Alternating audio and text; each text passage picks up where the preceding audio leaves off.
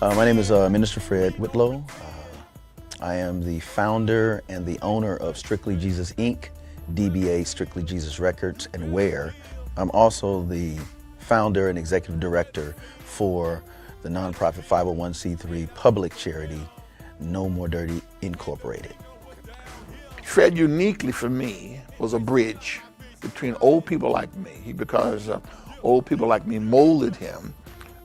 He grew up with tremendous mentors, the people who mentored me, who were powerful evangelists, activists, pastors, community workers, people who were mayors, who did tremendous things in the 70s and 80s. These were his models.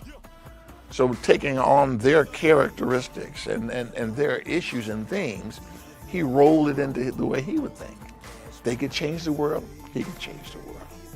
So he and his brothers were all engaged in that kind of piece. Plus, Fred had a gift. He believed in people. Even though he grew up in critical times, socially and whatnot, he really believed that people could be better. He saw, because of the way his parents taught him, that whatever you could put your mind to, you could gain. He did not think you could be failed. Even failure was the pathway to success. And so he didn't mind trying stuff. He would take a risk. If it didn't work out, he would check it off. This is one of the ways that you have to make sure don't do this again until he found a path that would work. I saw what he was doing, and what I was doing was looking to really get a street ministry going. Everywhere I'd gone, there's a street ministry or a prison ministry of sorts. And usually it's somebody much older. You gotta remember this was 89 or 90. I've been trying to remember exactly when it was. And they reach and grab a young guy like that, but he was doing the work. He was already doing the work. And he was convincing young people to do it. So even though the little old ladies in the church are saying, Pastor, you gonna let him go up there in that green suit? I'd say, yeah, I'm gonna let him go. And the more freedom I gave him, the more he took. And we laughed, and we saw how it kind of like the church was a little shook up, but the work and the testimonies, because we would go out, just like anybody, and go from home to home, just say, we just want to pray with you. We're not asking for anything. We're not looking for a donation. We just would like to pray with you. And there were people who maybe had never gone to church before, but they believed from afar. And I remember Fred and I approached a guy one day, and he was working on his car, and he was greasy, and he looked like he really didn't want to be bothered. And before I could open my mouth, Fred took over. I just let him have it. And after a while, the man was looking at me and saying, help. Oh, man. But the bottom line was that he began to see that, the church cared, that God cared. And that was all the mission that we needed. He even asked for prayer for himself and his family and some other people that he knew. So, we saw success in various ways, but it was the most exciting, I guess, parts about it is that we fed the hungry for years over on Governor's Drive. We'd be there, and we started going to the prisons, peeping in and out. Fred and I, we said, look, we're going everywhere. There's no place that's out of bounds. And I watched his ministry grow and grow. And at one point, he had some logos on T-shirts, and the thing that just took me away is the genius that was behind it. We knew that it was going to draw young people, but we had no idea the impact that it would have. But he had pictures of God got your back, and then on the back of the shirt was this angel that looked like a power lifter. And he said, I got your back. But, as I said, I'm just amazed at what he's doing. And he hadn't gotten tired. He stays with it.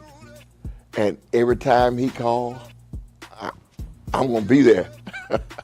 What happens is that guys who don't quite fit in, a lot of times people will dismiss it because we have this form of religion that takes us to places that excludes other people. Fred doesn't exclude anybody. Man, if you want to know about Jesus, ask Fred. He'll stop what he's doing and he'll take time to tell you. And I don't know how anybody can criticize that, but of course, you have your critics. But he and I kind of developed a thing way back in there and said, well, you know what? Thank you. I appreciate what you're saying, and let's keep it moving. And the love, hey, there's no reason to argue with anyone. The love is there. And I think that's what his ministry is based on. It's the love of Jesus that flows through him, that flows through the ministry. And even if you get it right or get it wrong, like the guy that had 3 drinks and didn't get high, you get the love. And at some point you're gonna think back and say, you know what, I enjoyed how I felt. I enjoyed the experience. Must be something to it. I'm not religious. Minister Fred, it was very quick when I started getting to know him, that because I'm very open, living in the Bible Belt, but it's I am who I am. And we have had many discussions about religion and different things that we disagree on. But for me, I don't have a problem with whatever your religion is. I'm very open to all of that. But if you're a hypocrite, that's not cool. And Fred, he is the personification of, he's not going to tell you what he believes, he's going to show you. He is the good person that you're supposed to be.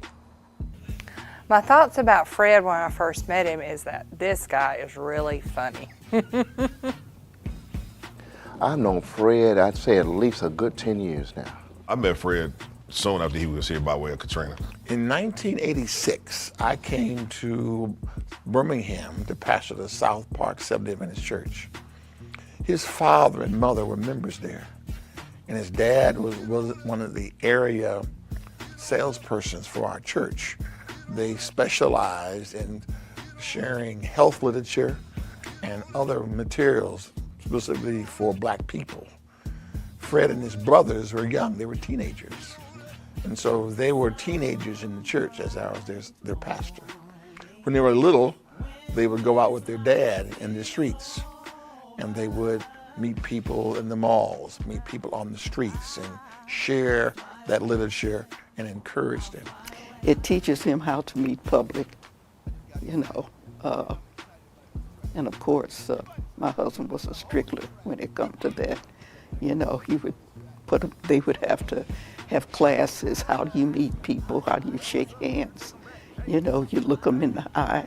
That's where Fred got his early connection with people. He loves people, all kinds of people from all kinds of backgrounds.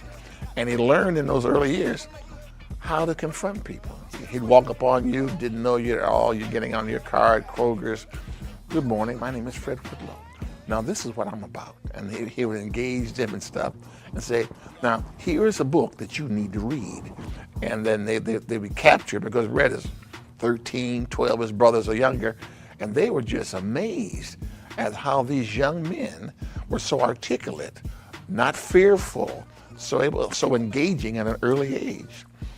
And that became a pattern with Fred. I met Minister Fred in 1990. Years ago, I was a youngster. He used to open up the gym outside of my community, Meadow Hills, on the north side. And I used to go up there and shoot basketball, late at night. He would open the gym up for the street guys, in the community. And I used to give him a hard time, man. I used to give Minister Fred Hell. Fred and I met when I first came to Huntsville, and I was working at Alabama A&M Health and Wellness Center, and I had the opportunity to be able to do some collaborative efforts with him through bringing young people to the Wellness Center, as well as we've transitioned different community events like Cafe together. We worked in a kite festival together, and a lot of different events to really transform our community. Well, I knew Mr. Fred way long time ago, since I was in the 5th grade, around the time I was 11. He had just relocated from New Orleans, Hurricane Katrina, And I guess he just got the job at my school, Whitesburg Elementary, and he became my behavior ed specialist. So he had to follow me around from class to class, and he'd just be like my personal aide. And we just had a special bond from there. He'd just come pick me up on the weekends, and he'd let me go to church with him. Then he'd go back home to New Orleans, and he bought me my first LSU hat. So I caused problems. You know, when I came in there, I would start fights, and you know, I was raised rough, so I would give him a hard time. But he stood his ground, and I respected him for that. You know, he always stood his ground, and he was always consistent with love. You know, he never got out of character or nothing. And I just saw that consistent in him and that love in him, and it kind of rattled me a little bit. Like, whoa, you know, this dude here is different. You know. When I first met him, you know, I was a kid, so I was a stubborn-hearted kid. And, you know, he had his moments where I didn't want to listen, and he'd tell me something. You know, we had our little altercations going back and forth. But as a kid, I didn't really have no real male role model around me. So, like, that was the first real role model. And I kind of, like, from a distance, I respected him. And then when we moved on to Florida with my foster family, like, he knew my whole situation. I grew up in foster care. So then, like, I just, like, man, that was the only, like, person that really had my back, because then I had to go through situations after situations, and then I just relocated back to Huntsville, and crazy, that was the first person I came back to Huntsville to see was Minister Fred. That was the first person I came in contact with. Oh, man, I met Fred, like, 25 years ago. And it was so funny because everybody was saying, hey, man, this dude just came up here on campus. I'm like, who is he? He said, man, he's sharp. He be rapping and stuff. I said, rapping? Yeah, he be rapping. I'm like, what type of rap is he? Gospel rap. This is very young. This is almost when rap wasn't even rap yet. And he went gospel. I said, no, man, no. So, I play sports, love playing sports. Fred was active too. He got a little play in him too. And so if you come to the gym, that's my territory. And that's where everything started. We joking, we laughing, we doing everything. And he walked up in there. Now he was just almost anxious to meet me as I was to meet him. And when we hit each other, bam, I'm like, oh, he was like, yeah, I heard about you. And I'm like, yeah, they call you Minister Fred, huh? I met Brother Fred. Actually, I seen Brother Whitlow first. It was at WJAB. They were doing a spoken word poetry corner. And he came into the room, and I think I was on the mic at that time. I saw him briefly. He said his, Hays and farewells, and then he left. Later on, it was, I want to say that next year, I saw him at that same event. And he had gave me some good compliments on some of my spoken word pieces. And I want to say a year later, I ended up performing at one of his venues. So it was just like that. I came to know Minister Fred at church in the early 2000s. Watching him over a period of time, I came to know that he was sincere in what he believed. I met Minister Fred when he first opened the spot. And a friend of mine had recommended me to come out because what Fred was doing, he was into hip-hop ministry and the arts and poetry, spoken word and dance and the praise dance, the whole nine. And so I'm a huge arts lover, a proponent for all of it. And so I said, okay, well, I'll come out and definitely support Fred. So actually that's how I really, really met Fred, was through the opening, this grand opening of the spot. I saw him at a show. So I went to his show and I reached out to him after the show because of the way, like, how he presented himself afterward the show. Like, he was very, like a lot of artists, we kind of let other people do like our presentation. We do the show, we go back in the green room, we don't show our face. We're all guilty for that. Fred, on the other hand, he actually came up and he, greeted everyone, and he sat at his table, his merch and everything.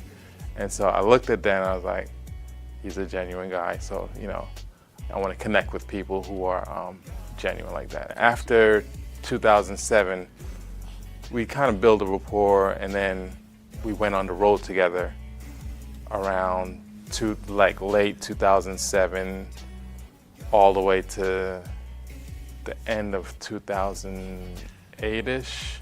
You know, like just being on the road, especially with Minister Fred, is just a lot of jokes, you know. One thing I gotta say is that he grinds, like he is a workhorse. Like he will not only just drive, but he will go there and make sure everyone is, you know, has their needs met. You know, he'll make sure, for example, as a DJ, I would have more equipment than everyone else.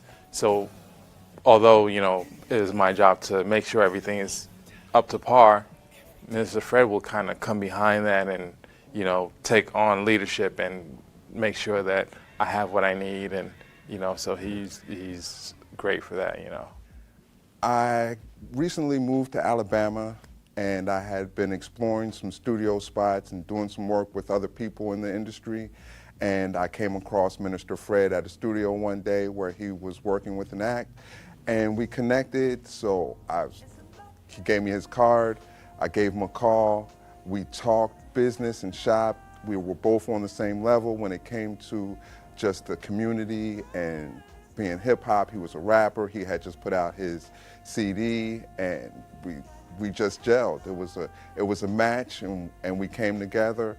He invited me to the radio show, and the rest is history at that point. And it's probably been 6 or 7 months. So we've just came together, but the things that he's done has inspired me to just want to do more. And then the fact that he has invited me to co-host a radio show, it's a fantastic opportunity for myself, and I get a chance to help others. I think I met him at one of the Huntsville Housing programs they were doing. It might have been the father one that they do. He does every year for fathers and kids and all that kind of stuff. And then after that, he led worship at our church several times. And so he and I just developed a relationship from there. It was fun. This was a church that started out on the campus of UAH, and then about 3 years in, we moved it right into the heart of the projects right there in 35805. So we were at the Oscar Mason Center. That's kind of where I started connecting with Fred. And so we asked him to come in and lead worship several times for us. It was beautiful. I mean, one of the first songs that I remember him doing was Trust and Obey. Because I grew up singing that, you know, in my Sunday school class, which is Trust and Obey, because there's no other way. And then Fred brought a whole new thing to it. This song goes out to everybody that's really going through something that they're trying to figure out. Do I trust God? Is Yeshua the Christ really that deep? We're going to share, bro. Trust and obey. No other way to be happy in Jesus. Yeah. When we walk with the Lord in the light of His word, we will trust and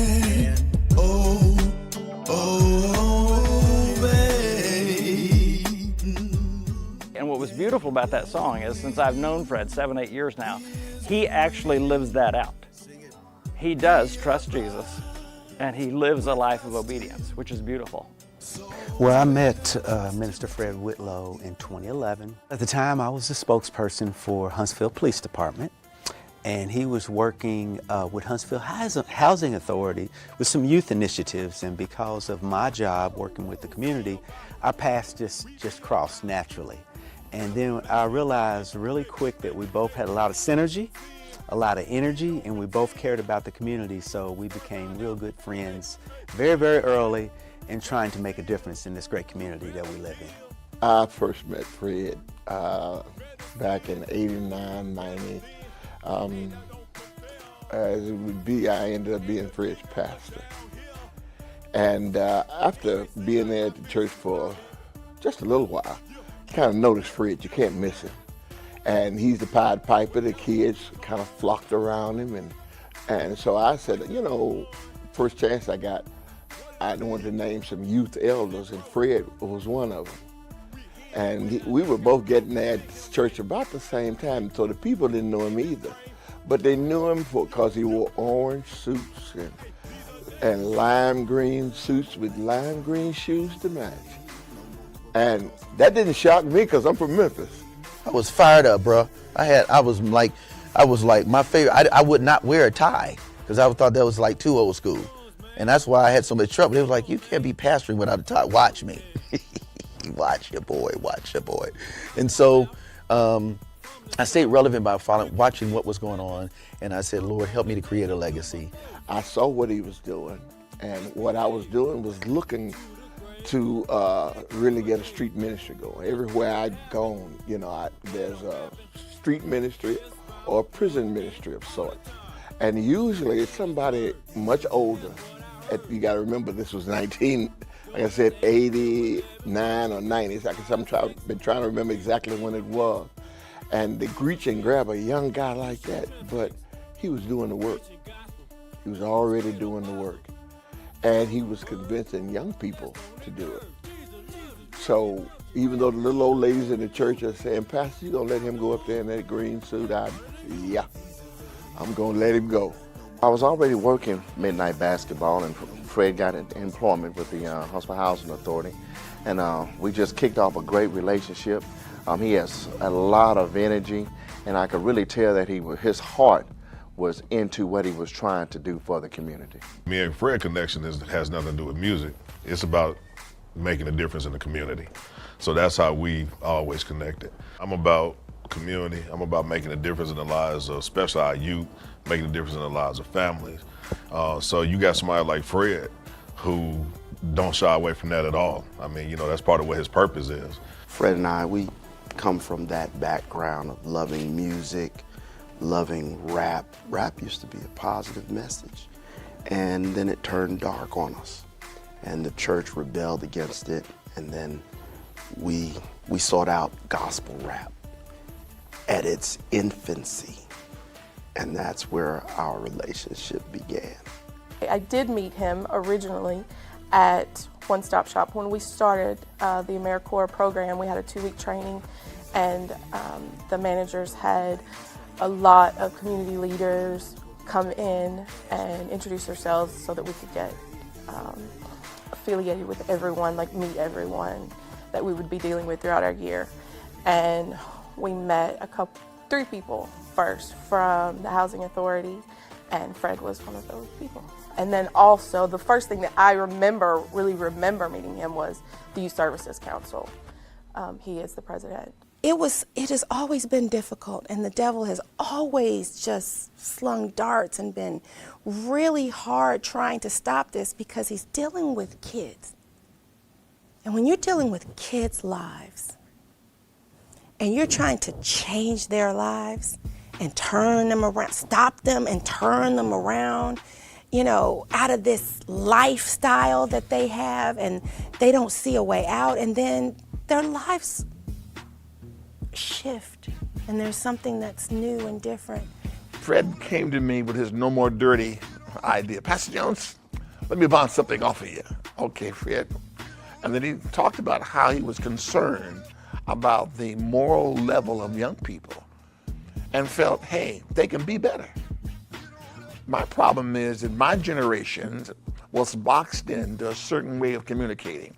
What we wanted young people to be was what we were 30 years ago. And we tried to mold them into yesterday's models. Guess what? It wasn't working. And so since they wouldn't do what we asked them to do, the way we asked them to do, and they weren't listening to us, we tend to either pray for them or write them off. Fred had an ability to take the themes and the values in one generation and communicate in the language of the next generation. And I had not seen anybody that had that gift to be the bridge between yesterday and tomorrow at the same time. And so I said, go ahead, go for it. And so he went for it, and it worked. I said, wow. Fred came to my church. Pastor Jones, I'd like to use your church. We want to do a certain event. Now, Pastor Jones, we're going to have some rock music. We're going to do a hip-hop subject. You know about rap music, do you, Pastor Jones? No, Fred, I don't know about rap music. Well, Pastor Jones, this is gospel rap. Gospel rap? George, tell me, Fred, what's gospel and rapping? What do they have in common? Well, because I believed in Fred. I said, okay, Lord, I believe you got an anointing on Fred. I know my members believe in me. We're going to close our eyes, hold our nose, and hope they won't kill us when these kids come and we do gospel rap. The church was packed. Young people I would never be able to reach, black and white, showed up. And in his rap, he told them things that they would never listen if I said it. Now let me hit you with 3 scriptures so you can be A to the O to the L to the Y. Have your own testimony, Psalms 37, 5 and 6. Commit your ways, trust in the G to the O to the D, and obey to Isaiah 50. I was amazed. And he could go to city fathers and other people and say, you're trying to reach a community, but you have no platforms. You're trying to reach your people, but you don't speak their language. Give me your money, give me your support, and I can take what you want to do and get it done better. And he convinced that. And between his radio programs, between his other community engagement, he began to move around the city. Well, I would say I've never met anyone as committed to this entire community. Although Minister Fred's may be known for his work within the lower income African American community, his work within the full Huntsville community is very admirable. He works with all walks of life to spread the gospel, as well as help lower income folks with opportunities to be successful here in the greater Huntsville area. His faith in what he believes in could have easily wavered here in this community because there's a lot of competing factors. And when you're trying to raise money to work and help other people, sometimes people want you to give up part of your soul to for their support. But he continued to believe in his faith, believe in his vision of one day having what he has today, the spot, No More Dirty, the building that we're in now. Also working with the youth in this community, giving them opportunities and information and networking so that they can rise above maybe their present circumstances. And Minister Fred, having survived Katrina and then moving here and basically with the clothes on his back and his faith, was able to be where he's at today. And I think God has brought us together and many other faith-believing people together to be a part of his support team. And just so proud of what he's done in this community. And a few years ago, I was able to recommend Minister Fred for being a businessman and entrepreneur in this community. And he was recognized by local TV station and the newspaper for making a difference and of course recently as well as the Racial Harmony Award and things of that nature. And they're all well deserved. I can't think of a person that better epitomizes working together, giving back to the community, and helping others succeed at his own expense, whether it be his own money, his own time, his own energy. And so I feel it a privilege to work alongside of him. Well, we support what Fred is doing in the community because Fred is reaching a part of the community that a lot of people are not really paying attention to in ministry. And that's one of the features that I like about Fred. He's going after the youth, trying to get them to look for better expectations of themselves. We've worked on several things, from midnight basketball to workforce development. Partners with me with our Huntsville Police Department, North Precinct Block Party. So we've worked on several things in this community. And Fred is the type of person who really has a true passion for what he does. He has a love for the community. Fred he's kind of like a resource. He's a resource even for me. Fred do a lot in the community as far as his camps, and he have these awesome community events, and he's always, inviting us and inviting our guys, and he even worked with the kids in the foster care system as well, and I do too. We've hosted movie nights, here at the spot. I'll put it on the calendar for the foster kids, and we'll come here and spend a Saturday evening or Friday evening here and provide food and watch a movie, you know, just to get them out of the, you know, get them out of the house. So, I mean, when it comes to that, we have kindred spirits, and we more so been, although we may use each other for resources, he may call me for a resource, or I may call him because I need support. Fred has a lot of community support. A lot of people have bought into what he's doing, and he may not have a large bank account, but he has resources in the community that he can go to. Yeah, it's phenomenal. You know, they say that Father Time is undefeated, but Fred has had an ability to transcend generation after generation after generation and stay relevant. He has a unique ability to meet people where they're at, whether they're a young person going through some challenges or us in community trying to just make a difference. And Fred is always there to really be a leader, be a servant, and just really try to make a difference in our community. He's great with the kids, like they just hear him. We have neighborhood kids that come over to our building because we're right there in Butler Terrace. So sometimes when the kids are out of school, they'll come over, and every once in a while he'll be there. Like in the beginning, when it first started, because I've only been here for a year, when it first started, it was summer. That was when the kids first started just like coming over just to say hi, just to see, you know, what was going on. And Fred just I was letting them come in with like, you know, it's summer, it's hot, so they didn't have a shirt on, maybe they didn't have shoes on or something. But Fred, the first time he came in, he was like, hey, man, no, this is a business. You're gonna have to show respect and blah, da, da, da. So, yeah. And then ever since, like he spoke to them one time, one kid, and there were like 5 or 6 kids that would come over, alternate like during the summer. And the word got around, like if you're gonna come over, you gotta have a shirt, you gotta have shoes. But yeah, the kids are great. He's great with the kids, yeah. He's a good man. He's very firm, and he sticks to what he says, and I believe in like the goodness of him.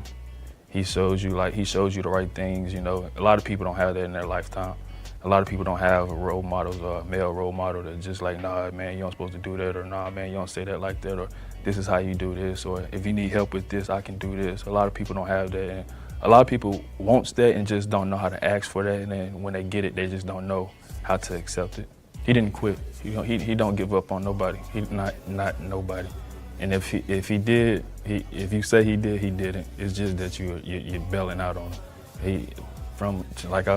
Since a little boy, like all the kids, you know, bad troublemakers in school, he'll round us all up. He'll sit there, talk to us, and try to have like little man time with us. And I think that's what attracted me, because, you know, I never really had nobody, so that's what gravitated me to him. Well, like I said, you know, I just can't speak enough about Fred's realness. I had an opportunity to write a reference letter for him when he was in preparations to receive the Martin Luther King Community Service Award.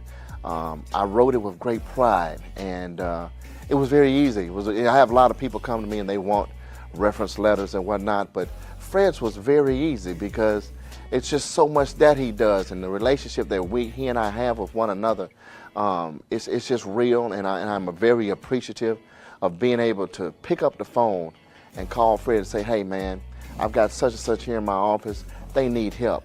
Can you reach out and can you put some things together to help this individual be the best person that they can be? And Fred gets it done. He gets it done. So I'm thankful for a community partner like Fred Whitlow, what he does here at the spot, what he does not only just in North Huntsville, but what he does throughout this whole Huntsville community. Last year was our 34th Martin Luther King Jr. celebration. We sponsor, Alpha Phi Alpha sponsors the Martin Luther King Jr. Unity Breakfast each year. And as I said, last year was our 34th year. And as a part of the celebration, it has been a tradition that we recognize 2 community supporters or 2 community citizens who have done things that we felt Dr. Martin Luther King Jr. did during his time. And last year, one of the recipients was Fred Whitlow. And the way you become a candidate or a nominee, someone in the community or someone in the fraternity has to recommend you or nominate you. And we get several nominations each year. And it has been also a tradition that one of those has been to a minority and one has been to a majority person. And last year, as I said, Fred Whitlow was the nominee and also the winner.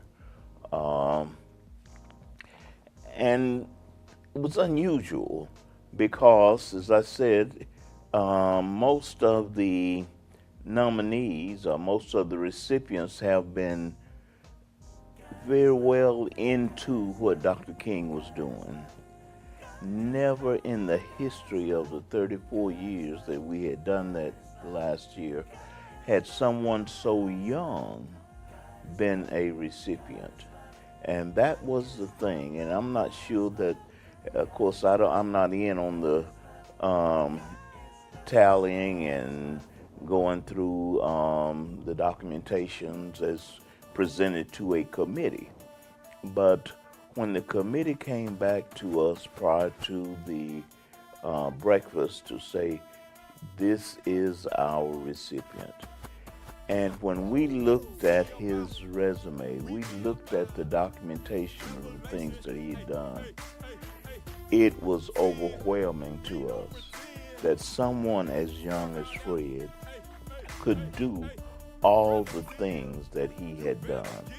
And we were just elated and just so proud of what he does in the Huntsville community. If he's hurting, if it's something, you're not going to really tell it. He's not going to show it. He don't wear those type of emotions on his sleeve. And no, that's not him. Fred is more of a man, a person that will just say, you know what? I just got to pull it up. I got to suck it up. And I got to do it. He's a man's man. You know, he ain't got no chump in him or nothing. He's a straight up dude that's about business. If he can't make it here, he's going to try to make it somewhere else. He's going to try to do it somewhere else to get what he needs to get. I'll say this, I didn't know Fred prior to Katrina. But I would imagine that Fred is probably pretty much the same dude that he was before Katrina when it comes to the character aspect.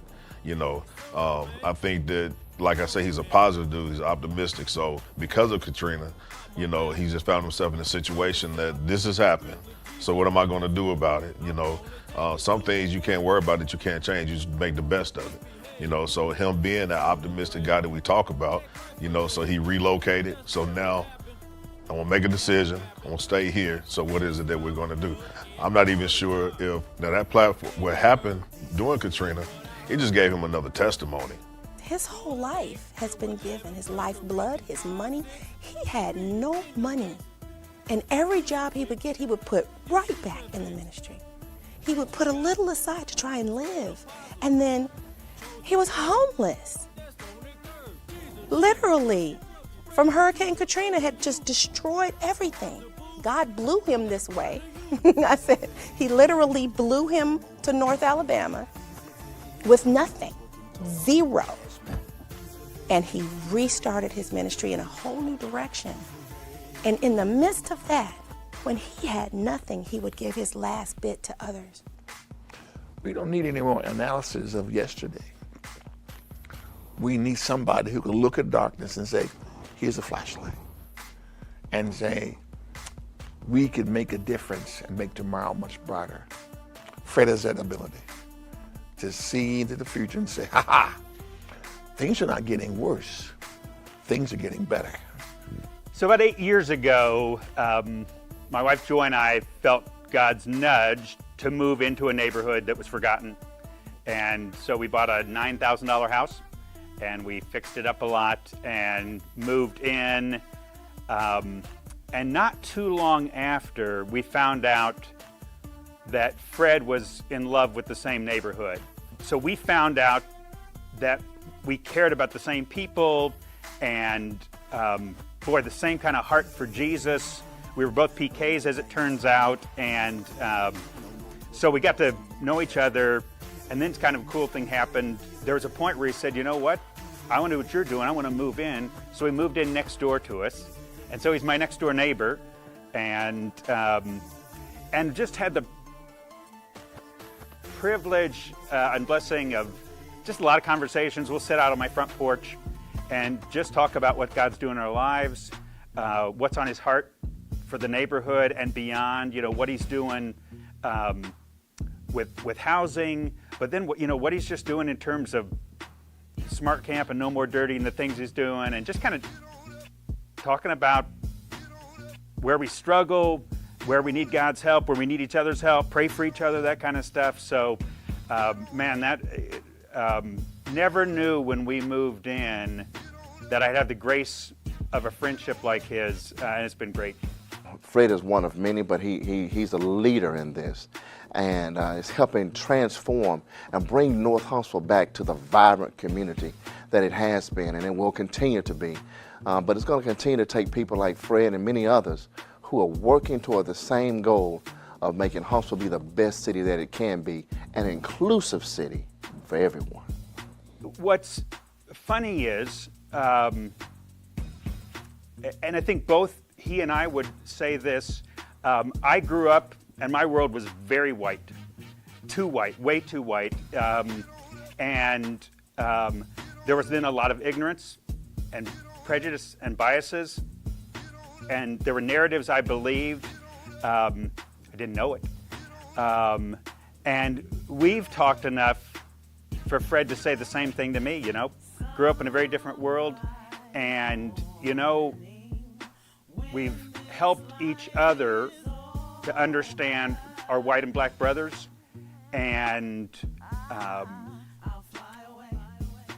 he's just ended up then helping me see a different view of the world, but to see someone who loves Jesus just like I do and grew up, actually both of us in pastors' homes, actually found out that went through a lot of the same struggles, a lot of the same issues, battled a lot of the same things, and found out our lives were so much more similar than we would have thought. And, he'd say what I'd say is my understanding of the heart of God for all nations and all people is far higher than before we met. And he's told me, I've been able to have that same kind of impact in a way. So, boy, what a grace it is that God brought us together. Roger lives from a whole different narrative. In other words, I grew up in the same household that Roger did. And like he said, we grew up with a certain kind of narrative and a very narrow worldview on a lot of fronts. Fred has forever changed that for my brother. And he's forever changed that for me.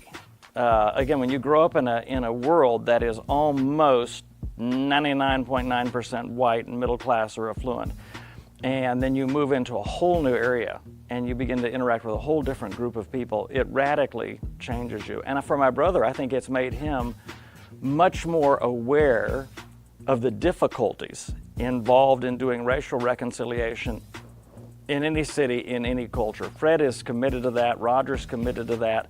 To watch them work together on that front has been beautiful. I've learned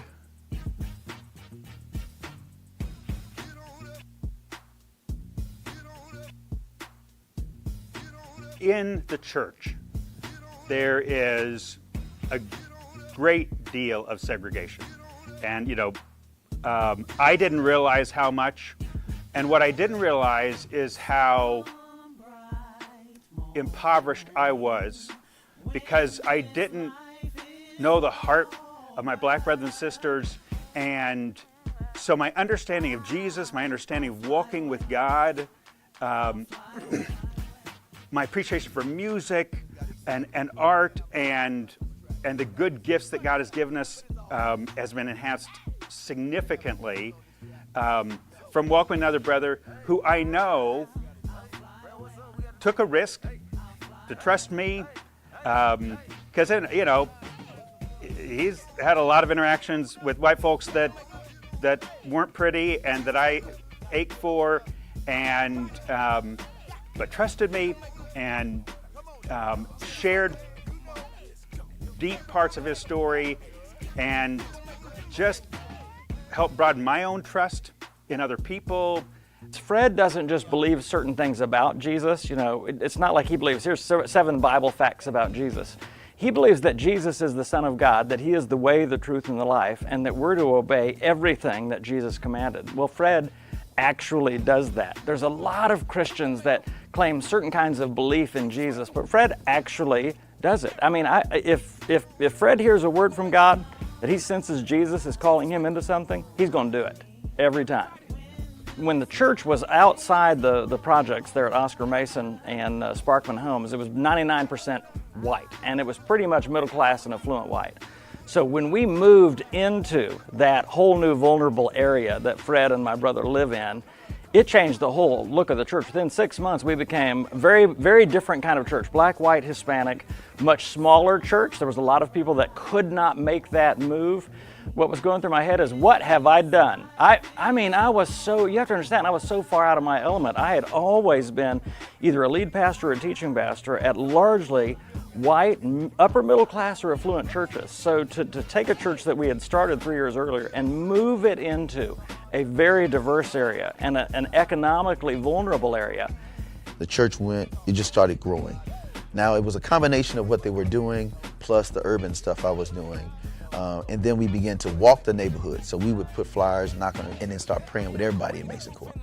And say, hey, come on over Sunday afternoon, we pray with you. Now people going through all kinds of stuff. They didn't come to the church initially, they would come for prayer.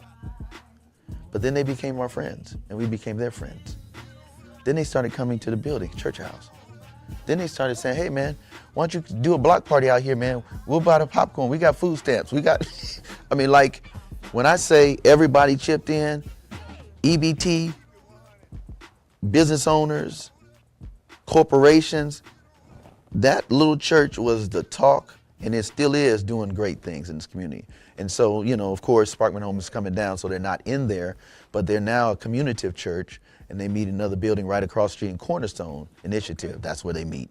And still, it's boots on the ground. And so that's what my partnership with them was. And actually, man, I was all the way in. I'm still in. You know, I just now kind of assist in what area because I'm doing the session. And so then they support the session with their time, resources, and their influence. And that's the gospel. The Church of Acts grew because they came together, met the needs, whatever was going on in the family, in the community, because the community is the family, you meet the need.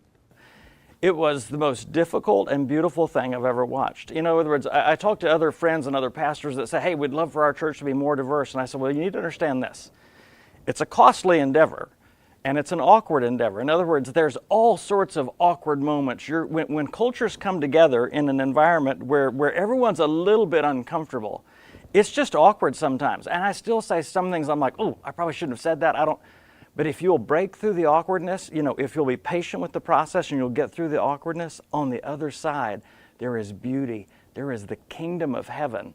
And the most incredible thing, when I watched what happened with our church moving into Huntsville housing and that whole area, is the most amazing thing wasn't just the racial diversity that began to happen. It was the economic diversity. I mean, we literally had single moms that lived up in Governor's Bend, which is a very white, affluent area, and we would have ladies, single moms from the projects that would be going up to them, to their houses for a baby shower. But we'd also have a baby shower for this young lady that was right there in Sparkman Homes, and we'd have our ladies from Governor's Bend coming down and being in that, and there was no sense of tier, there was only a sense of peer. And to me, that was the most beautiful thing, that there was no more a system of tier based on education or economics or ethnicity. It was purely the love of Jesus Christ expressed. We are all in this thing together. We learn from each other. It really was one of the most beautiful seasons of my life.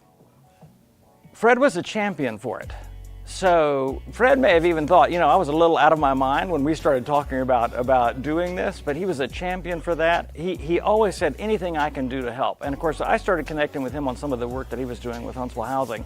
But then he would come in and help us in a number of ways. He brought in a number of special speakers, soloists. In addition to him leading worship, he would bring other folks in. And so it created a sense for me of comfort knowing that I had someone else who understood a different culture that could teach all of us a way to embrace sometimes the uncomfortableness of multiple cultures coming together. And I learned so much from watching Fred do that and do that well. I've watched Fred enough, and I've seen he doesn't treat me different, doesn't treat people differently. Our neighborhood is diverse, and we've got Vietnamese, and we've got Hispanic, and white, and black, and I'll watch his interactions with people, and it just doesn't change. He really does treat everyone the same. So I found that I learned a lot and still learn a lot from Fred, watching him interact with others and love other people well, even though they're very different than him. In so many ways, he ends up being a bridge builder. And, you know, there's a bridge builder even in the black community, where between sort of, okay, there's the hip hop music and whatever, and traditional, and he's seen both sides of it. You know, he's been on both sides, kind of grew up, dad, traditional, whatever. So he knows the whole story, he knows, you know, some of the Oakwood side, but he knows the street and the hip hop, and I see him as a bridge builder there. Genres of music, some which we might say are typically white or typically black, he crosses those boundaries. And so I think he's ended up through music and relationships bringing very diverse people and ages together. Yeah, and I think that's, the impact there has been significant. Well, when you rack with pain, unwarranted spaces, crazy lanes, here's the deal. Know that the light will come when you boldly speak and call his name. Yeshua. For me, it was Katrina B. But he said to me, yo, I love you. I understand it's a different normal, but I'm still here. When I was young, boy, you're a love son. I'm a writer and a speaker, and that's a part of what I do. And so I've written a lot more blogs, for instance, on race issues. And so I can talk about the Exonerated Five and that story in ways, and I know far more black history than I knew, and I'm able to see. So I've been able to write pieces on police injustice and other kinds of issues, and even a recent issue blog that I did. I had a family member, very close family member, contact me back, and there was some pushback, but it created a great opportunity because this person's teachable, and they were just kind of raising the question, well, you know, I don't see racism in our family, and I was able to unpack, you know what, how I've been able to see racism isn't just this, oh, I hate people, you know, of a different skin color, don't look like me, or I don't think we're equal, or something. No, they're far more subtle, where I'm believing the best about people who look like me. I'm believing the stories and narratives that look the best for people like me. And, you know, it was a very profitable conversation, but I'm having a lot more conversations like that that have been good for me because I still don't have it all figured out. I'm still saying screwy things. I still believe narratives and pieces of the story that are flawed. But people like Fred, and I've got others, has just been gracious and, again, trusted me in ways that I don't know that I even merit. But it's, yeah, and I feel like that's part of what God has given me then is I have to be a steward for what I know now that I didn't know for 45, 50 years of my life. And it has opened up a lot of conversations, and I can speak more credibly for the kinds of long-term relationships that I've had with someone like Fred and some other friends of ours. Yeah. He challenges me. I can tend to play it safe, and I look at someone when he has a heart for something, he believes that God has spoken, whatever. I'm going to be sitting there, okay, no, we got to come up with a plan. We got to figure this out. We got to come up with every kind of thing that could go wrong. We could kind of do this and what could, and I'll watch Fred and he'll get a vision, a heart, whatever. And he said, let's just do this thing. We don't have to have every single part of it figured out. And I guess there's this part of me that can play it safe, try and he'll just step out. He just steps out, and I think I'm more likely now than ever before to, okay, if God's leading in this, don't, because sometimes trying to figure it all out is a way of making sure I won't make a mistake, I won't look bad. Fred's not worried about that. And I'm less that way than I was. Fred, more than anyone else, has inspired me to be obedient and to focus on obedience, not on outcomes. Fred, here's what I mean by that. If God speaks to Fred about doing something, he's going to do it whether there's 5 people involved or 5,000 people involved. He is not a respecter of persons. You know, our world says that impact is gauged by how many people show up. Fred just doesn't live that out. If 2 people listen to his radio station or 200,000 listen to him on his radio station, Fred's going to be there, he's going to be obedient, he's going to always show up, and he's going to always deliver a word from the Lord. So the way that he's impacted me the most spiritually is I watch a life of obedience that is focused on obedience, not on outcomes. It's really extraordinary. Fred is a drum major. Fred is the guy that stands up front, even though he doesn't like to be up front. He's always the behind the scenes kind of guy. But you can't run a band without a drum major. And so he's a drum major. He's the guy that beats the drum of injustice, that beats the drum of accountability, that beats the drum of young people and their responsibility, of leaders. He's a drum major. And people will remember the impact that in the short time that we all have in life, in the short time that he's been here in Huntsville, whether 30, 40, 50, 60 years, he has made an impact in young people, in accountability, in ministry, in holding people to the plow and making change. That's the biggest part. The biggest part is, we do all this, but what has been the change? Well, the change has been souls have been won. The change has been that a voice has been heard in the wilderness. The change has been that somebody came to know Jesus and know God, and lives have been changed as a result of Minister Fred.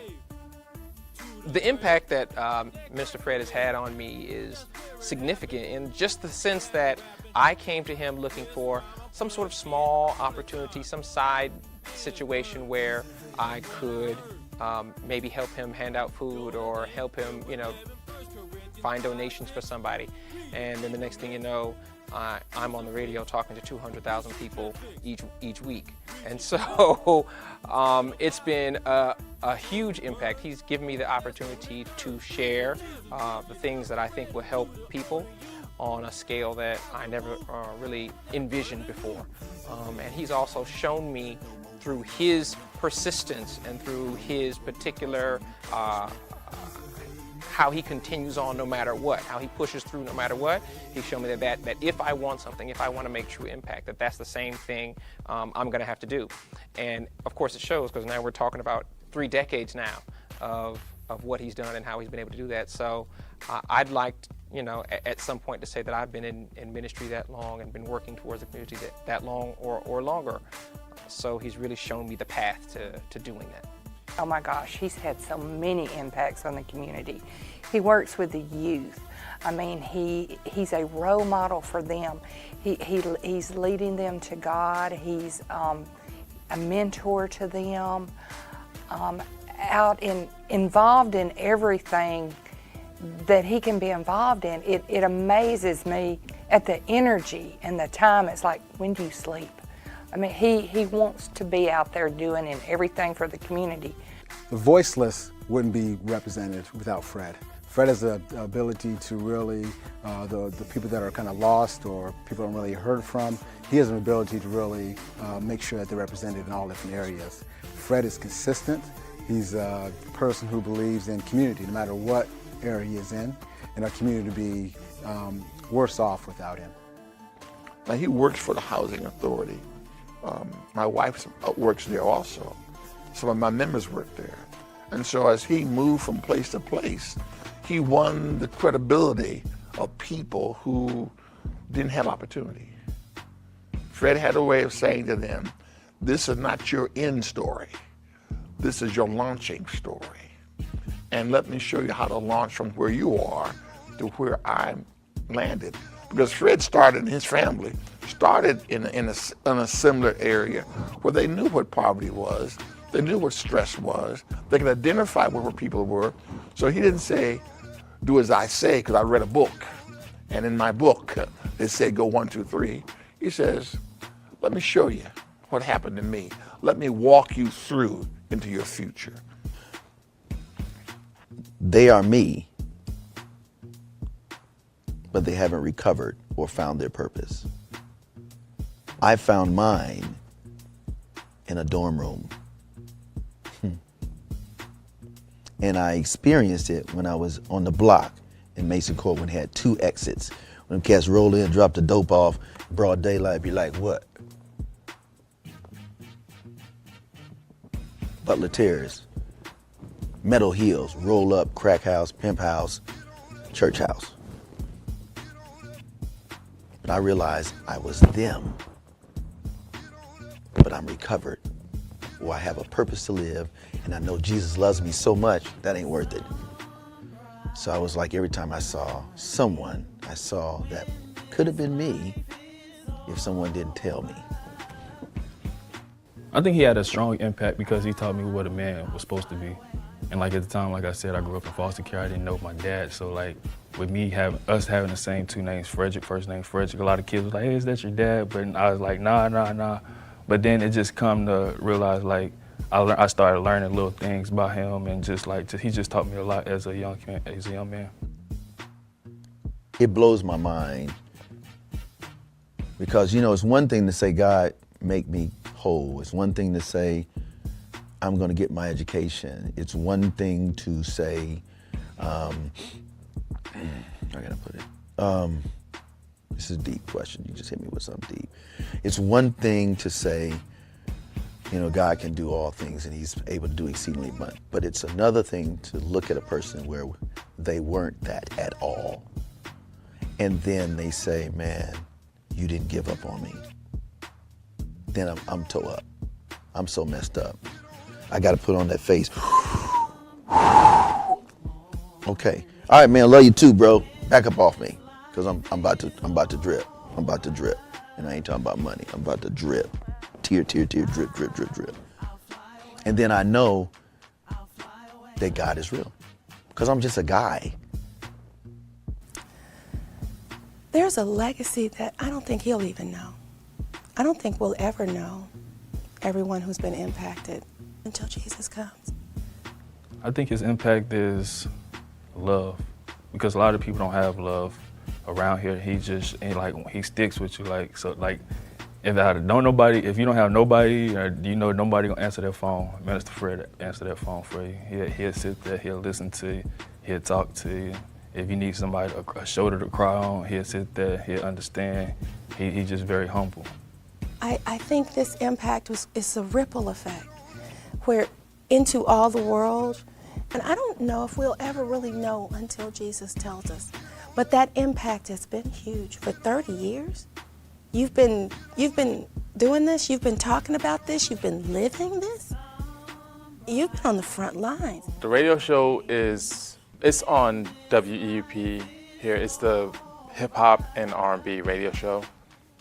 It's a genre that's been out for, I guess, maybe since the time of the inception of hip hop, like the 70s. The difference came in was where they're rapping same way like how they rap on mainstream. The only difference is that the element of God is put into rap. So that's the message behind gospel hip hop. The content for the show is Christian rap, gospel rap, inspirational songs. I realized that for urban culture, hip hop was the voice. And back in the day with Sugar Hill and all of that, you had to have a poet or a rapper, you had to have a rhyme, you had to have a b-boy, you had to have a DJ, and you had to have a mic. And so it was all about expressing what you were feeling in that moment and whether it was right or wrong. So I realized that all through life, When you're just having a conversation, you're a poet. When you're rapping, you're taking rhythm and rhyme and you're adding rhyme schemes and all of that kind of stuff on top of a beat. That's hip hop, or it's rap on the West Coast. And so I realized that this is the communicative language for our people and for culture. And now all kids do it. Black, white, Asian, and whatever. It is the #1 selling component. It's hip hop with the music. It is. And so before the world and even the record labels understood that, because they didn't want to touch hip hop back in the day, but when they realized that, they capitalized on it for the negative. And I said, you know what? God said, let everything you do be done to the honor and glory of God. Whatsoever things are pure, just, true, kind, Philippians 4:8. You can't get to I can do all things if you ain't doing pure, just, true, kind, lovely, of good report. If there's a good report, think on these things, do it. And then God says, I'll give you desires of your heart. He's super passionate about it, and that's a wonderful thing because, when you find something that you're passionate about, nobody's going to stop you. Nobody's going to stop you, so he's a character. Fred has had some TV shows, radio shows, and he's grown, but his passion is, but all of it has been about trying to reach people, bring people to Christ, or do he can to help the community and help youth, and he just keep elevating, as each year goes on. He's very persistent and he works hard at it. And in everything that he does, just like with his Christian hip hop music, he wants to get the word of Jesus out there. God is good, all the time, every time. God is good. Even when you find yourself the only Christian in society, that's real. 'Cause God is good. Even if you have no money, God is Jesus. God is good. He's teaching us to walk by faith and not by what we see. And so Fred's contributions to Huntsville and to this area and to the music area, it's still going to be determined. I think he's still writing his future. His legacy is yet to, his true legacy to me is yet to come. But I believe when people start talking about, in my opinion, as far as music goes, you're going to have to sit here and recognize Fred as a pioneer as far as Christian hip hop. I'm going to say in the South, because I don't consider myself ignorant to music. And I just can't think of a lot of people Southern-based that have been doing what Fred's been doing. Now I know now it's commonplace. It's very, very commonplace, but you're talking about a guy, 25, 30 years in the game. Fred's been doing this for a long time. It's been mentioned on cassettes. If Fred probably could have done it, he'd have 8 tracks and records and all that stuff as well. He's been doing it for quite a while, so I believe Brother Fred's legacy is still getting written every day. I watched it develop, and I was as excited as he was, because I knew that as long as it was under Fred's tutelage, this is going to be strictly Jesus. Everybody's not going to agree, but it's going to be strictly Jesus. And with that, I'll back him up every time. I guess you can say what you see is what you get. Very talkative. So he's a friendly person. He's a very friendly person. He doesn't meet strangers. Minister Fred Whitlow is amazing. And I chose the word amazing because of the heart that he has for others. To me, he has been a gift from God. He has touched my life in so many ways, and as I have seen him do with others. Minister Fred is God sent. God sent him for a particular task to be done here in Alabama. Minister Fred is authentic.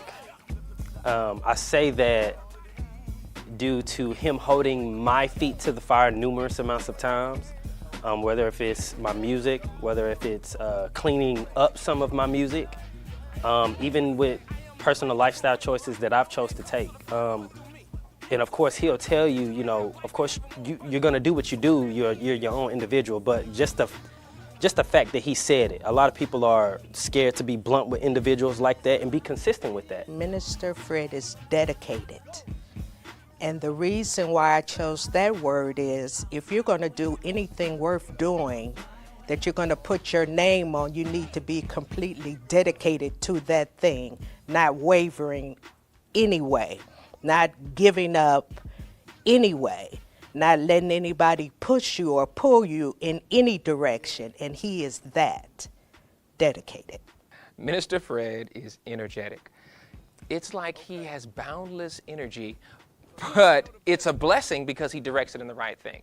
Every time I talk to him, he's talking about some proposal he turned into some place. I'm like, I don't understand how you're doing all these proposals. You're still working, 40, 50, 60 hours at your job. You have recording you're doing for yourself. You're recording other people. Like he just has boundless energy if it's in the right direction. It's very rarely is it selfish. He's not just trying to build some company so he can be a billionaire or a millionaire. He's doing it so that others can be benefited as well. And so he takes that energy and uses it in a good way. He was real about what he believed.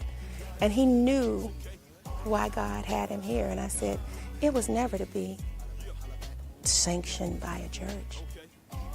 This is for them. Inspiration. The reason why I chose that word is because I constantly see him inspire others. Myself, the youth, and everyone around him seems to be inspired to do good things. Minister Fred is all in, hyphenated, one word I'm gonna let. He's Jesus freak, so he's all in on Jesus. He's not gonna do purity halfway. He's not. Now he'll be honest about his struggles, whatever. He's not going to tell you. When I say he's not, I'm a perfect guy, but where he struggles, we'll talk about it. We'll hold each other accountable. We'll challenge each other. But he's Jesus freak. He's 100% all in everything that he does. He's all in on relationships. So I mean, if he when he's reaching out to you, when he's talking to you, you're that person. He's in. He's going to believe in you. He's going to stay with you. Now, he's going to say, you got to pull your side. I can't do for you what you got to decide to do for yourself. But if you're willing to take a step, I'm all in on you. So I would say just whatever he's going to, Jesus, other people, if he's going to go on a project, he's going to be all in. Again, he's going to be the cleanup. He's not looking for the accolades and the platform and the trophies. He's just all in on what we're doing and where we're going. So I'd say all in. One word, Minister Fred, is motivation to me. I choose the word motivation because a lot of times we find ourselves in so much of a rut, it's hard to even move, want to do what's right, want to handle business. But Fred motivate, hey, take care of what you need to take care of, and rest assured God will carry you over. Tenacious. That's the word that comes to mind first. He stays at it. If this doesn't work here, he'll go to plan B. If plan B doesn't work here, he'll say, okay, let's reevaluate. Let's go to plan C.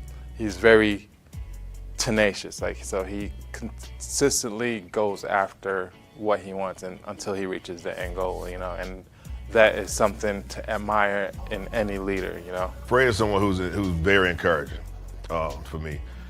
He even made me reflect on myself. It makes me want to be more optimistic and more positive and a good mood, most of the time. Because I'm like, dude, do you ever have a bad day? You always on 10, which is great, and it's contagious. And that kind of energy should be contagious, and it needs to be contagious. And we need to have more people who have that kind of attitude. And if you're doing the kind of work that he does, I think that we need to be. Minister Fred is a hero. He's a hero. The work that he's done and the contributions that he's made and the sacrifice he's made. I've been here with Fred when everyone else has left and we've had to clean up and and I know he's tired. I know he wants to go and I've had to, Fred, man, we'll come back tomorrow and do this, man. Let's just go. Fred wants it done right then. It's his drive and his determination and his love for everything to be a certain way that I admire.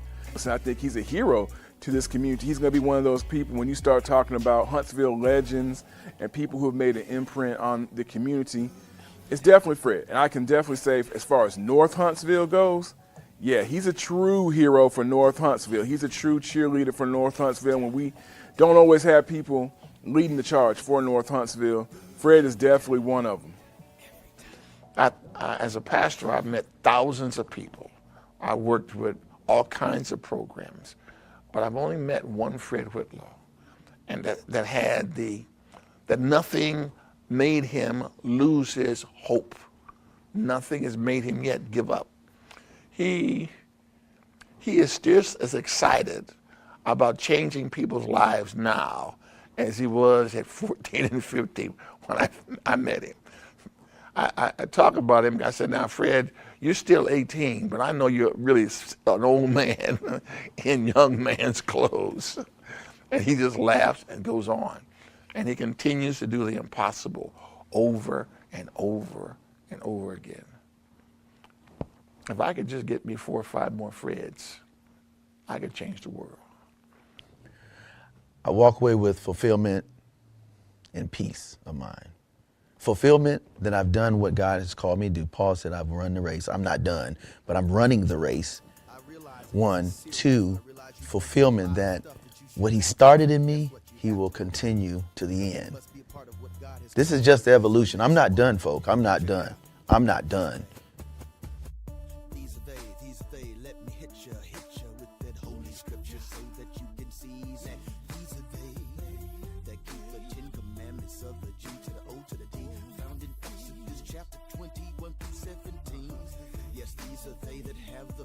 Minister Fred, I done told you this 1,000 times, and I'm gonna tell you again 1,001. I'm sorry for giving you a hard time when I was a kid, but I love you, bro, from the bottom of my heart. Minister Fred, you've been a great minister, a great brother, a great friend, and it's a privilege and an honor to work with you. You inspire me, even this old broken down soldier. You inspire me to continue to be the best that I can be for the name of the Lord here in this community. And I just want to exhort you to continue to do what you do. You affect more people than you could ever possibly imagine. God bless you and thank you for being you. Minister Fred, if there's one thing that I could say to you, it's that you are a true blessing from God. You're my angel. You have helped me through so many things. You was there for me when I first came to this community. You've led me to so many people. You've been a true blessing to my daughter, my grandson, me, and I love you from the bottom of my heart. Thank you for being dedicated and committed to serving the Lord no matter what comes, no matter what happens. No matter who says anything, you are grounded in it, and I appreciate that in you.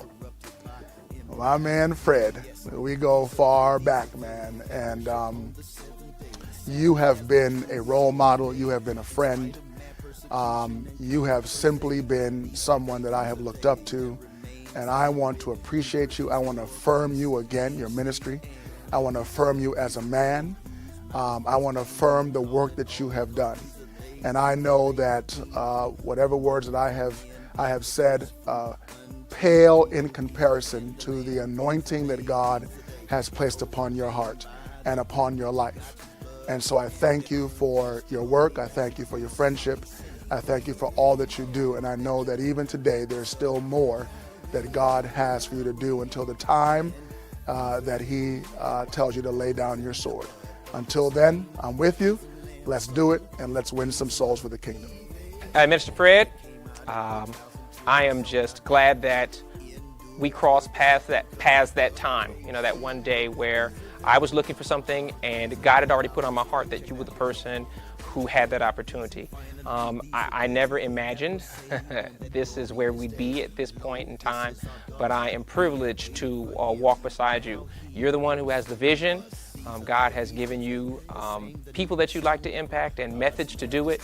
And I am happy to be a part of the ministry and the paths that you're creating. I know that long after you're gone and long after I'm gone, there will be on record, online, videotapes and of all the things that we've done and all the messages we've tried to share with other people. And so now for hundreds of years to come, it will be available for people to grow, develop, and learn more about God as well. So I appreciate you for that. Thank you for your patience with me and guiding me and teaching me the ways. Now I know which side the headphone wire is supposed to come out and all the other things that you've been patient with me on this journey. And I look forward to 30 more years in working with you. Frederick Whitlow, you know you're my boy. And we go back a long ways. And I'm really proud of you. I'm really glad that I've had a chance to be a part of this, that you made me do some things that I was uncomfortable with and that I was like, I don't know about this. And how still now, it's a phone call, Vic, what's up? And we'll talk, and it's an encouragement to me in my life to keep going. And I appreciate you so much. I appreciate your ministry. I appreciate what you're doing for God, and that you have never given up. So don't ever give up. Don't you ever, never give up. Keep grinding for truth. Minister Fred, my man, I just want to say congratulations on all of the things that you have doing for the community, for me and this others, man. You have been such a blessing in my life and helped me in a lot of things. And I want to say, bruh, you just continue on being who you are. You never stop believing in what you're doing. And you always keep that mark moving forward. So, bruh, I love you, baby. I love you. All right? Peace. What's going on, Fred? You know me, it's Marcus. What's going on, brother? When I met you several years ago, it was one of those relationships that's grown, where I definitely consider you a family member, a brother, and just know from the bottom of my heart, I appreciate everything that you've done for me, everything that you've done for your community. You are a shining example to so many people. Keep on doing it. Don't get discouraged. Do not get discouraged. There's going to be naysayers. There's going to be people who are going to say something negative. There's going to be people who are going to be crabs in the barrel. That's life, right? But you're one of the toughest brothers I know. You're on a mission. You got a ministry. You got your music. Let's keep doing it, brother. I love you. Peace. Minister Fred, I want to thank you for helping me out, bringing me into the No More Dirty family, showing me around Alabama, all the good things, community. I just want to thank you for the inspiration that you've given me, the inspiration that you've given others. Keep on doing what you do. The sky's the limit when it comes to the No More Dirty show and the community that you give your all to. Big 2 thumbs up, Minister Fred, and thank you again. Fred Lowe. We are PKs. We're juniors. I know you're 2. I'm okay with the term junior. And one of the biggest graces of my life is God bringing you to me as a friend. I appreciate the trust you've put in me, how you've believed in me. I appreciate the things that you've shared, the ways that you have challenged me. And I want to tell you, well done. One day Jesus is going to tell you that, but I want to tell you right now, well done. Loving people, bridge builder, being an example for people to follow, not just talking about Jesus, but living the way of Jesus, all in. I love you and look forward to loving on our neighborhood more. Mr. Fred, too. It's your boy DJ Cinderhand, man. I just want to say thank you. You provided a lot of opportunities for me.